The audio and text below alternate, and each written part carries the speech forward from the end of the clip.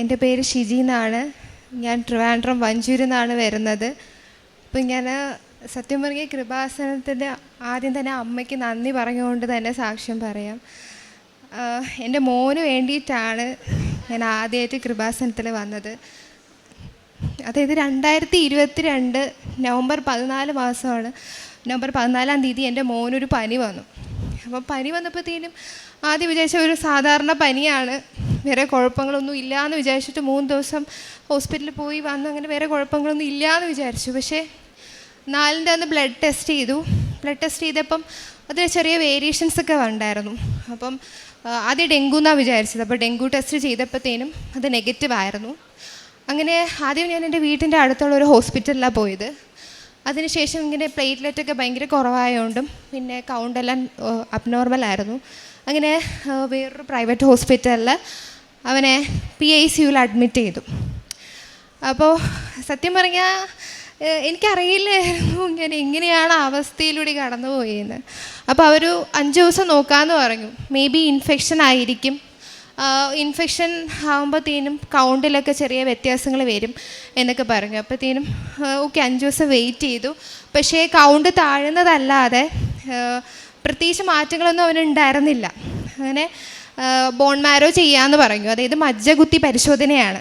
അപ്പം എൻ്റെ ഹസ്ബൻഡ് ഇവിടെ അല്ലായിരുന്നു, ആൾ ദുബായിലായിരുന്നു. അപ്പം ഞാനും മോനും എൻ്റെ വേറെ ആൾക്കാരായിട്ടാണ് പോകുന്നത് ഹോസ്പിറ്റലിലൊക്കെ. അങ്ങനെ ഹസ്ബൻഡ് ഞാൻ ദുബായിൽ നിന്ന് നാട്ടിലെ എമർജൻസി ലീവിന് വിളിച്ച് വരുത്തി. അങ്ങനെ മോൻ്റെ ബോൺ മാരോ ടെസ്റ്റെല്ലാം കഴിഞ്ഞ് 3-ൻ്റെ അന്നാണ് ഫസ്റ്റ് റിസൾട്ട് വരുന്നത്. ആദ്യം പകുതി റിസൾട്ടാണ് വരുന്നത്. അപ്പം PICUന്ന് മാറ്റി അവനൊരു നോർമൽ ഒരു റൂമിലോട്ട് ഷിഫ്റ്റ് ചെയ്തു. അങ്ങനെ നമ്മൾ റൂമിലിരിക്കുമ്പോഴാണ് ഒരു ഓങ്കോളജി ഡോക്ടർ ഞങ്ങളുടെ റൂമിലേക്ക് വരുന്നത്. അപ്പം ഇങ്ങനെ ആ സമയത്ത് എനിക്ക് വിശ്വസിക്കാൻ പറ്റുന്നില്ല. എന്തിനാണ് ഡോക്ടർ വരുന്നതെന്ന് കൂടി അറിയത്തില്ല. അങ്ങനെ ഡോക്ടർ വന്നോടനെ പറഞ്ഞു മോന് ബ്ലഡിൽ ക്യാൻസറാണ്. അപ്പം ബ്ലഡിൽ തന്നെ ഒരുപാട് തരം ക്യാൻസറുകളുണ്ട്. അതിൽ B സെല്ലിൽ അക്യൂട്ട് ലിംഫോബ്ലാസ്റ്റിക് ലുക്കീമിയ എന്നുള്ള ക്യാൻസറാണെന്ന് ഡോക്ടർ പറയും. അപ്പോൾ ഹസ്ബൻഡ് അടുത്തുണ്ടായിരുന്നില്ല, ഏട്ടൻ എൻ്റെ ആവശ്യത്തിന് വേണ്ടി പുറത്ത് പോയേക്കായിരുന്നു. അപ്പോൾ ഞാൻ ഉടനെ തന്നെ ഹസ്ബൻഡിനെ വിളിച്ചിട്ട് പറഞ്ഞു ഇതുപോലെ ഡോക്ടർ വന്നു, എനിക്കറിയില്ല റൂം മാറിയതാണോന്ന് അറിയില്ല, പക്ഷേ ഇതുപോലെ മോന് ക്യാൻസറാ, അപ്പോൾ ബ്ലഡിലാ ക്യാൻസർ എന്ന് പറഞ്ഞു. അങ്ങനെ ഹസ്ബൻഡ് വന്നു ഡോക്ടറിനോടൊക്കെ സംസാരിച്ചപ്പോൾ ഡോക്ടർ പറഞ്ഞു ഇതുപോലെ മോന് ക്യാൻസറാണ്, ഇപ്പം എന്താ പറയുക ക്യാൻസറാണെന്ന് പറയും. അപ്പം ആ സമയം എങ്ങനെ കടന്നുപോയിന്ന് എനിക്കിന്നും വിശ്വസിക്കാൻ പറ്റുന്നില്ല. ഞാൻ എങ്ങനെ അത് അക്സെപ്റ്റ് ചെയ്തു എന്നും എനിക്കറിയില്ല. കാരണം അത്രയ്ക്കും എന്ത് പറയണമെന്ന് എനിക്കറിയില്ല. അങ്ങനെ ഹസ്ബൻഡ് വന്ന് ഡോക്ടറോട് സംസാരിച്ചപ്പോൾ ഡോക്ടർ പറഞ്ഞു എന്തായാലും ബ്ലഡിലാണ്, നമ്മൾ ഏത് സ്റ്റേജാണെന്ന് ചോദിച്ചു. ഏത് സ്റ്റേജാണെന്ന് ചോദിച്ചപ്പം അവർ പറഞ്ഞു അങ്ങനെ ബ്ലഡ് ക്യാൻസറിന് സ്റ്റേജ് ഇല്ല, ബ്ലഡ് നമ്മുടെ ബോഡിയിലുള്ള എല്ലാ പാർട്സിലുള്ളൊരു ഇതാണല്ലോ, അപ്പം അതിന് പ്രത്യേകിച്ച് സ്റ്റേജും കാര്യങ്ങളൊന്നും ഇല്ല എന്ന് പറഞ്ഞു.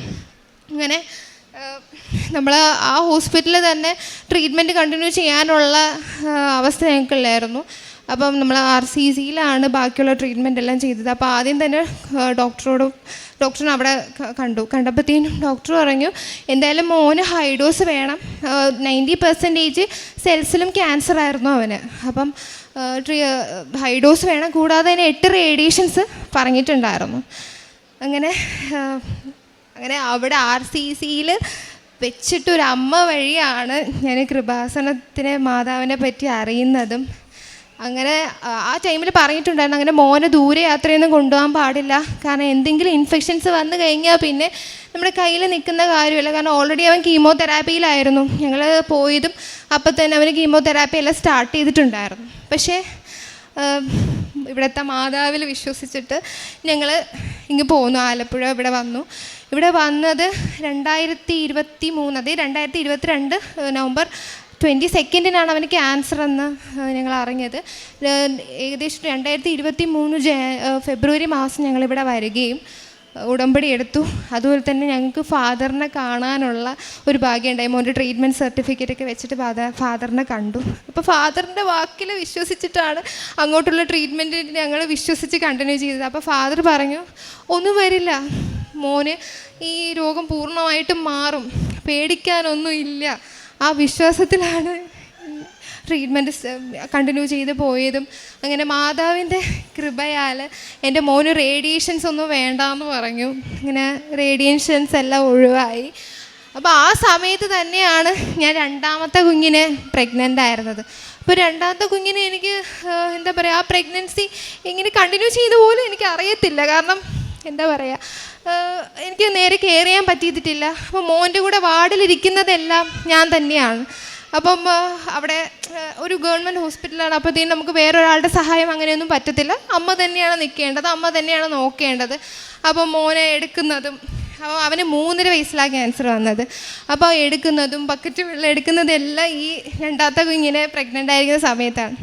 അപ്പോൾ ഇങ്ങനെ എൻ്റെ നിയോഗത്തിൽ ഇതുകൂടി വെച്ചിട്ടുണ്ടായിരുന്നു, എൻ്റെ രണ്ടാമത്തെ കുഞ്ഞിനെ എനിക്ക് ആരോഗ്യത്തോടെയും സുഖപ്രസവമായിട്ട് തരണം. കാരണം എൻ്റെ അമ്മ മാതാവ് എന്നെ സഹായിക്കണം എന്ന് പറഞ്ഞിട്ട് ഞാൻ നിയോഗത്തിൽ വെച്ചിട്ടുണ്ടായിരുന്നു. പക്ഷേ എനിക്ക് ഇന്ന് വിശ്വസിക്കാൻ പറ്റുന്നില്ല, എൻ്റെ ഇളയ കുഞ്ഞ്, രണ്ടാമത്തെ കുഞ്ഞ് എങ്ങനെയാണ് ഒരു കുഴപ്പവും ഇല്ലാതെ എൻ്റെ കയ്യിൽ. അതെൻ്റെ അമ്മയുടെ കൃപയാണ്, എൻ്റെ മാതാവിൻ്റെ കൃപയാലാണ് എൻ്റെ മോനെ ഇന്ന് എനിക്ക് ആരോഗ്യത്തോടെ എൻ്റെ രണ്ടാമത്തെ കുഞ്ഞിനെ കിട്ടിയത്.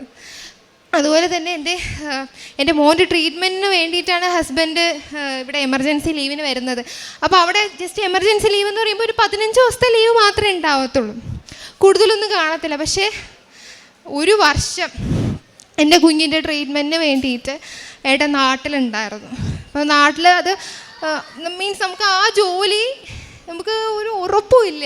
കാരണം അതായത് ഒരു വർഷം എന്നൊക്കെ പറയുമ്പോൾ ഒരു പ്രൈവറ്റ് സെക്ടറാണ്. പ്രൈവറ്റ് സെക്ടറിൽ ഒരു വർഷത്തെ ലീവൊന്നും ഒരിടത്തും കൊടുക്കുന്നില്ല. അങ്ങനെ ഏട്ടൻ ഒരു വർഷം നാട്ടിൽ ജോലി ഒന്നും ഇല്ലാണ്ട് മോൻ്റെ ട്രീറ്റ്മെൻറ്റിന് വേണ്ടി മാത്രമാണ് ഇവിടെ നിന്നത്. പക്ഷേ അത് ഞാൻ നിയോഗത്തിൽ വെച്ചിട്ടുണ്ടായിരുന്നു, മാതാവേ എൻ്റെ ഹസ്ബൻഡ് തിരിച്ച് അതേ ജോലിയിൽ പ്രവേശിക്കാൻ പറ്റണേ എന്ന്. പക്ഷേ അത് മാതാവ് ഞങ്ങൾക്ക് മീൻസ് ഇത് തന്നു, കൃപ തന്നു. മാതാവിൻ്റെ കൃപയാൽ ഇന്ന് എൻ്റെ ഹസ്ബൻഡ് അതേ കമ്പനിയിൽ തന്നെയാണ് ജോലി ചെയ്യുന്നത്. ഇപ്പോൾ ലീവിന് വന്നതാണ്, അതായത് പോയി ഇപ്പോൾ 1.5 വർഷം കഴിഞ്ഞ് ലീവിന് വന്നപ്പോഴാണ് ഞങ്ങളിവിടെ സാക്ഷ്യം പറയാൻ വേണ്ടി വന്നത്. അങ്ങനെ അതേ കമ്പനിയിൽ അതേ പൊസിഷനിൽ അതേ സാലറിയിൽ തന്നെ എൻ്റെ ഹസ്ബൻഡിന് ആ ജോലി തിരിച്ചു കിട്ടി. മോൻ്റെ അസുഖം ഇപ്പോൾ പൂർണ്ണമായിട്ട് മാറുകയും ഇപ്പം എൻ്റെ കുഞ്ഞിന് വേറെ പ്രശ്നങ്ങളൊന്നുമില്ല. അവൻ മറ്റുള്ള കുഞ്ഞുങ്ങളെ പോലെ തന്നെ സ്കൂളിൽ പോവുകയും വേറെ കുഴപ്പങ്ങളൊന്നും ഇല്ല. അവന് പൂർണ്ണ ആരോഗ്യത്തോടുള്ളൊരു കുഞ്ഞാണ്. ഇപ്പോൾ വേറെ പ്രശ്നങ്ങളൊന്നുമില്ല. അതെൻ്റെ മാതാവിൻ്റെ കൃപയാൽ എൻ്റെ കുഞ്ഞിൻ്റെ രോഗമെല്ലാം പൂർണ്ണമായിട്ട് മാറ്റിത്തന്നു. അതുപോലെ തന്നെ എൻ്റെ ഒരുപാട് RCCയിലുള്ള ഒരുപാട് അമ്മമാർ, കഷ്ടപ്പെടുന്ന അമ്മമാരുണ്ടായിരുന്ന ICUവിലുള്ള കുഞ്ഞുങ്ങളൊക്കെ ഇരിക്കുമ്പോൾ അമ്മമാർ വന്ന് കരഞ്ഞ് പറയുമ്പോഴത്തേനും ഞാനിവിടെ മാതാവിൻ്റെ പത്രം കൊടുക്കുകയും മാതാവിൻ്റെ പേര് പറയുകയും ചെയ്യുമ്പോഴത്തേനും മാതാവിൻ്റെ പേര് പറയുകയും ചെയ്യും. എന്നിട്ട് പറയും കൃപാസനത്തിൽ പോവും, അല്ലെങ്കിൽ മാതാവിനെ ജസ്റ്റ് എന്താ പറയുക പ്രാർത്ഥിക്കും, അപ്പോൾ എല്ലാം ശരിയാവും. അങ്ങനെ ഒരുപാട് അമ്മമാർക്ക് ഇവിടെ വന്ന് ഉടമ്പടി എടുക്കുകയും അങ്ങനെ ആ കുഞ്ഞുങ്ങൾക്ക് പൂർണ്ണ സൗഖ്യം ലഭിക്കുകയും ചെയ്തു. അപ്പോൾ എൻ്റെ മാതാവിനോട് 1000 നന്ദി. എനിക്ക് എത്ര നന്ദി പറഞ്ഞാലും മതിയാവില്ല. മത്തായി 11:28 അധ്വാനിക്കുന്നവരും ഭാരം വഹിക്കുന്നവരുമായ നിങ്ങളെല്ലാവരും എൻ്റെ അടുക്കൽ വരുവിൻ, ഞാൻ നിങ്ങളെ ആശ്വസിപ്പിക്കാം. ഇവിടെ ഷിജി കുഞ്ഞിന് ബ്ലഡ് ക്യാൻസറാണ് എന്നുള്ള അവസ്ഥയിൽ സങ്കടത്തിൽ നിൽക്കുന്ന സമയത്ത് മറ്റുള്ള ആളുകളാണ് പരിശുദ്ധ അമ്മയെക്കുറിച്ചും കൃപാസനത്തെക്കുറിച്ചും പറഞ്ഞു കൊടുക്കുന്നത്. അങ്ങനെയാണ് ഇവിടെ എത്തുന്നത്. ഇവിടെ വന്ന് ജോസഫ് അച്ഛനെ കാണുമ്പോൾ അച്ഛൻ പറയുന്നു ഈ അസുഖം മാറും. അങ്ങനെ ആ ലഭിച്ച ആശ്വാസവാക്കിൽ വിശ്വസിക്കുകയാണ്. അച്ഛൻ ഒരാശ്വാസവാക്ക് പറയുന്നത് ഈശോയുടെ നാമത്തിലാണ്. ഈശോയുടെ നാമത്തിൽ ഈ അസുഖം മാറും എന്ന് പറഞ്ഞപ്പോൾ ഈ കുടുംബം പൂർണ്ണമായിട്ട് അത് വിശ്വസിച്ചു. അതിന് ഉടമ്പടിയിൽ നിലനിന്നുകൊണ്ട് അവർ പ്രേക്ഷിത പ്രവർത്തനങ്ങളൊക്കെ ചെയ്തു കഴിഞ്ഞപ്പോൾ ഇപ്പോൾ നമ്മുടെ മുന്നിൽ നിൽക്കുന്നത് അസുഖമെല്ലാം മാറി മറ്റു കുട്ടികളെ പോലെയൊക്കെ കുഞ്ഞ് സ്കൂളിൽ പോകാൻ തുടങ്ങി. അങ്ങനെ ഒരു നല്ലൊരു സാക്ഷ്യമായിട്ടാണ് ഇവിടെ നിൽക്കുന്നത്. ഉടമ്പടിയിൽ നമ്മൾ ക്രിസ്തുവിൻ്റെ വാക്കുകളാണ് ജീവിക്കുന്നത്, പാലിക്കുന്നത്. പരിശുദ്ധ അമ്മയിലൂടെ ദൈവം നൽകിയ അനുഗ്രഹങ്ങൾക്ക് കൈയടിച്ച് ദൈവത്തെ മഹത്വപ്പെടുത്താം. യേശുവേ നന്ദി, യേശുവേ സ്തോത്രം, യേശുവേ ആരാധന. അത്യപൂർവ ദൈവാനുഭവങ്ങൾ ഇനി നിങ്ങൾക്കും സ്വന്തം. ഈ യൂട്യൂബ് ചാനൽ ഇതുവരെ സബ്സ്ക്രൈബ് ചെയ്തിട്ടില്ലെങ്കിൽ ഇപ്പോൾ തന്നെ സബ്സ്ക്രൈബ് ചെയ്യുക.